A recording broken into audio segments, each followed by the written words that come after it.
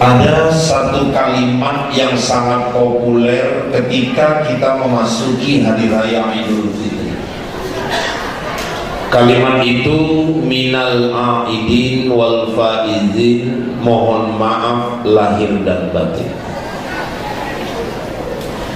Para pejabat, petinggi, tokoh ketika masuk Idul Fitri, baik melalui media-media televisi, koran, ataupun melalui baliho-baliho, selalu menyampaikan kata-kata.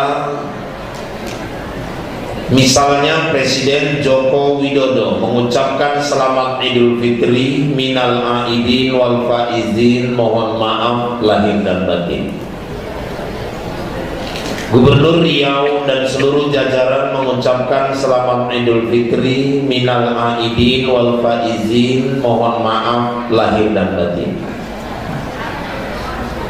Wali kota dan wakil wali kota Dumai mengucapkan selamat hari raya Idul Fitri minal aidin wal faizin, mohon maaf lahir dan batin. Sirup Syukur mengucapkan selamat hari raya Idul Fitri minal aidin wal faizin, mohon maaf lahir dan batin. Kalimatnya itu selalu serangkai. Kita belum pernah membaca ada baliho bertuliskan selamat hari raya Idul Fitri minal aidin wal faizin, selamat menikmati kacang tojin. Belum pernah. Selalu sambungannya mohon maaf lahir dan batin, sehingga di sebagian orang-orang awam mereka beranggapan arti minal aidin wal faizin itu ya mohon maaf lahir dan batin. Padahal jauh sekali. Kita mau buka sejarah dulu. Kenapa muncul kalimat ini? Bapak Ibu jemaah yang dimuliakan Allah, kita tahu paling tidak ada 3 perang yang terbesar yang pernah dijalani Nabi. Ada Khandaq, ada Uhud, dan perang Badar. Umat Islam hanya 300 lebih melawan 1000 lebih orang kafir. Artinya kekuatan orang kafir 3 kali lipat lebih besar daripada kekuatan pasukan Islam. Hitungan matematis di atas kertas, pasukan Islam pasti kalah. Prediksi para pengamat mengatakan pasukan Islam tidak akan menang. Tapi tiba-tiba Allah kirim pasukan berjubah putih, para malaikat-malaikat yang membantu pasukan Islam, sehingga akhirnya pasukan kafir berhasil dipukul mundur, umat Islam menang, dan Abu Jahal tewas dalam peristiwa tersebut. Karena bagi Allah tidak ada yang tidak mungkin. Maka hitungan matematis manusia dengan hitungan Allah pasti berbeda. Bagi Allah tidak ada yang tidak mungkin. Maka hidup ini jangan selalu mengandalkan akal. Kalau manusia menuhankan akal, dia pasti jauh dari Allah. Karena banyak persoalan yang tidak bisa diselesaikan dengan akal, menyelesaikannya harus dengan iman. Contoh, Isra Mi'raj. Itu kalau dipikirkan dengan logika akal, rasanya tidak mungkin. Kenapa? Haram Aqsa 2 bulan perjalanan. Muhammad Haram Aqsa naik langit 1 sampai 7, Sidratul Muntaha, Mustawa Aras. Kemudian melihat surga dan neraka, tengah malam berangkat, belum subuh sudah sampai lagi di Mekah. Maka ketika diceritakan kepada Abu Jahal, Abu Lahab, Abu Sofyan, Abu Huzaifah, Abu Roko, Abu Jujibiling, Abu Dapur, dan Abu lainnya, mereka mengatakan gila Muhammad.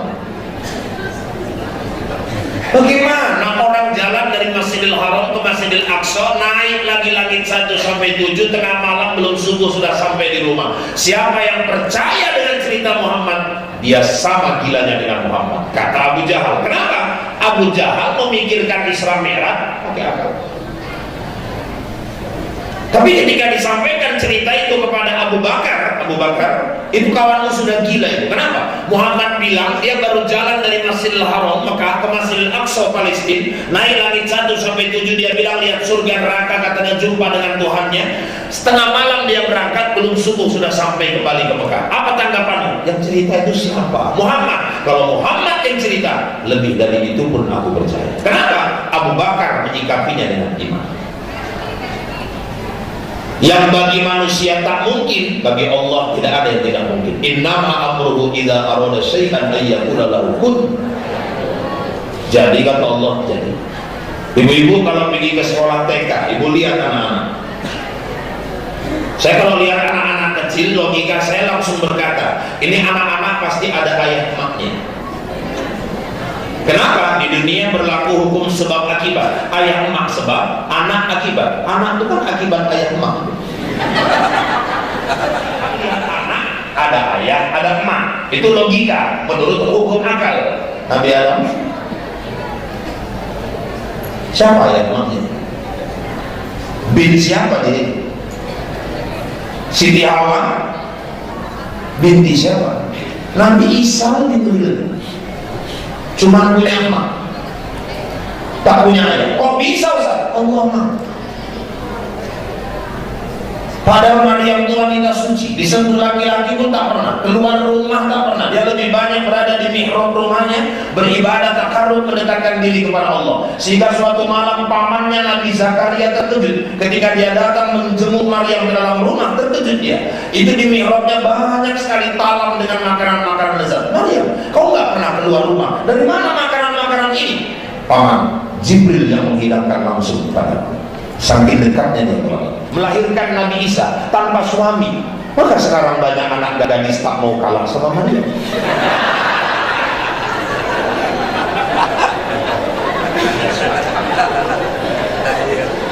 Menurut prediksi pengamat perang Badar, umat Islam kalah, tapi Allah berkehendak. Dia kirim pasukan malaikat berjubah putih, umat Islam menang. Prediksi pengamat meleset. Umat Islam haru karena di luar prediksi, di luar dugaan mereka menang. Kabar sampai ke Madinah.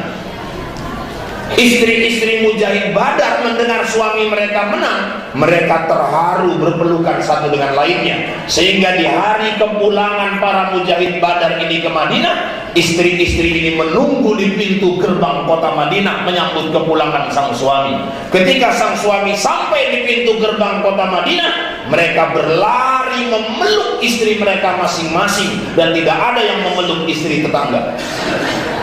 Ketika mereka peluk istri mereka, keluar bisikan dari bibir para mujahid Badar ke telinga istri mereka. Apa kalimatnya Ustaz? Minal aidin wal faizin. Kami baru kembali dari peperangan dan kami meraih kemenangan. Jadi kenapa kita yang selesai Ramadan mengucapkan kalimat ini Ustaz? Karena memang kita baru selesai perang. Perang yang disebut Nabi lebih dahsyat daripada perang Badar. Apa itu Ustaz? Perang melawan hawa nafsu kita masing-masing. Maka kalau kita lihat makna kalimatnya, sebenarnya yang pantas mengucapkan minal aidin ini yang puasa.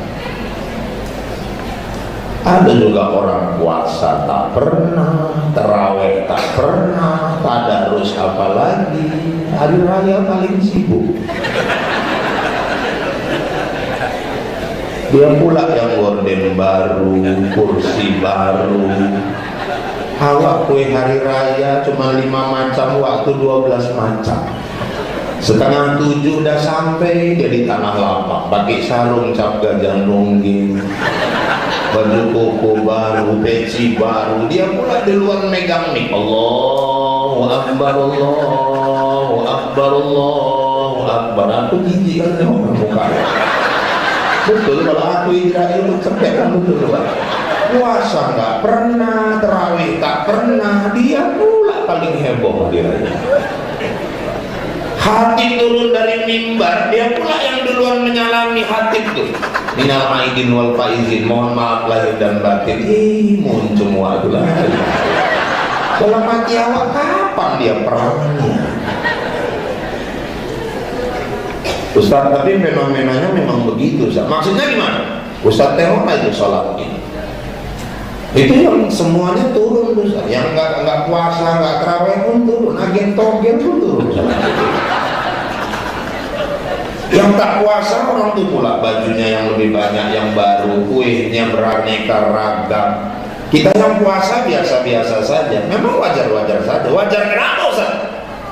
Semua orang boleh ikut lebaran, tapi tidak semua orang masuk Idul Fitri. Di situ dia. Cina-Cina tak puasa, orang itu pula yang panen dari mereka. Yang jual baju panen, yang jualan sirup panen, yang punya dorsemir meriah orang kalau mau lebaran. Semua orang boleh ikut lebaran, tapi tidak semua orang Idul Fitri, kembali ke fitrah, kembali kepada suci. Siapa yang Idul Fitri itu Ustaz? Yang perang. Perang apa Ustaz? Naharuhu siap, walailuhu qiyam. Siang puasa, malamnya dia dirikan salat malam. Maka kerugian besarlah bagi mereka yang menyia-nyiakan Ramadan kemarin. Kenapa Ustaz? Tidak ada jaminan tahun depan kita masih ketemu Ramadan lagi. Kita tak pernah tahu. Jangan-jangan Ramadan kemarin adalah Ramadan terakhir buat kita. Maka siapapun yang menyia-nyiakan Ramadan, kerugian besar bagi kita. Mati istilah MZ, mysterious problem, masalah misterius. Dia pasti datang, tapi tak tahu kapan datangnya dan di mana dia akan datang. Bapak Ibu, kemarin Ramadan semua mungkin ada lihat berita di televisi jatuhnya pesawat Hercules di Medan. 120-an yang berada di pesawat tersebut. Saya dapat info dari kawan di Lanut Suwondo Medan. Rupanya yang 120-an ini Bapak Ibu, sebelum mereka naik ke pesawat itu kan Ramadan, itu bulan puasa. Sebelum mereka naik ke pesawat tersebut, informasi yang akurat, akuntabel dan dapat dipertanggungjawabkan 99% saya yakin berita itu benar. Apa itu Ustaz? Ternyata seluruh penumpang dan pilot yang ada di pesawat itu sebelum mereka naik, satu pun mereka tidak ada yang tahu bahwa pesawat itu bakal jatuh.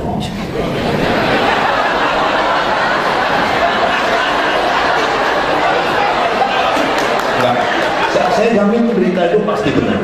99,9% saya yakin. Nah, saya yakin Bapak Ibu pasti mau bilang sama saya, Ustaz, kalau orang tuh tahu pesawat itu jatuh, orang tuh nggak akan naik ke pesawat itu Ustaz. Ibu kan mau bilang begitu. Saya cuma mau jawab cerminannya. Siapa yang jamin kita pulang dari pendopo ini sampai ke rumah? Siapa yang menjamin besok pagi kita masih bangkit dari tempat tidur kita? Itulah mau. Dia tidak pernah memberi kabar, tapi dia pasti datang. Uji berangkat gagah kali naik motor gede, pulang ambulan saya kata. Mati itu pasti, dia pasti datang, cuma kita tidak tahu kapan datangnya. Dan tidak ada standarisasinya, nggak ada orang meninggal tuh harus ikut umur Nabi 63. Ya, kalau ikut umur Nabi nggak payah hitungnya, tinggal hitung masing-masing. Aku udah 50 saat 13 tahun lagi, ya nggak payah gitu. Aku udah 60 saat 3 kali raya lagi, wah kan gitu. Aku udah 67 Pak Ustaz, dapat bonus dia 4 tahun, pertanggungjawabkan bonus. Yang kasihan yang hari ini 62 tahun 11 bulan 29 hari. Nah besok tak dia kita ke rumah. Cuman kematian kan tidak pernah berdasarkan usia. Kadang 80-an masih hidup, Olga 31 sudah meninggal. Kematian tidak berdasarkan nasab. Kalau berdasarkan nasab, mestinya yang harusnya meninggal atuk dulu, habis atuk baru andung, baru itu habis itu abah, emak, baru Pak Yung, Pak Uke, Wangna, Pak Uncu, dulu baru cucu-cucu ke bawah. Tapi sering kejadian cucu meninggal, atuk masih sehat. Berarti tidak berdasarkan nasab. Kematian juga tidak berdasarkan huruf abjad. Kalau berdasarkan huruf abjad, yang meninggal yang anu.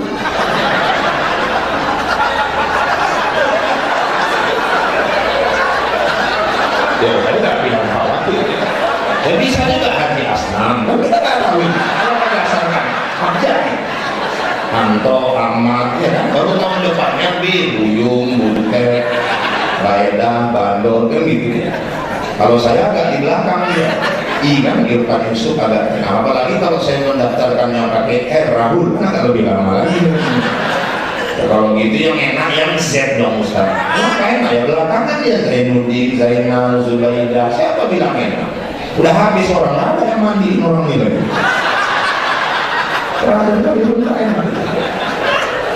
Tapi kematian juga tidak berdasarkan urut ajal. Walikulli ummatin ajal. Kita ini semua sudah punya ajal, batas masing-masing sudah ditentukan Allah. Wa idza jaa ajaluhum la yastaghfiruna sa'ata wa la yastaqdimun. Apabila ajal sudah datang, sedetik pun tidak bisa mundur, sedetik pun. Yang menggaransi kita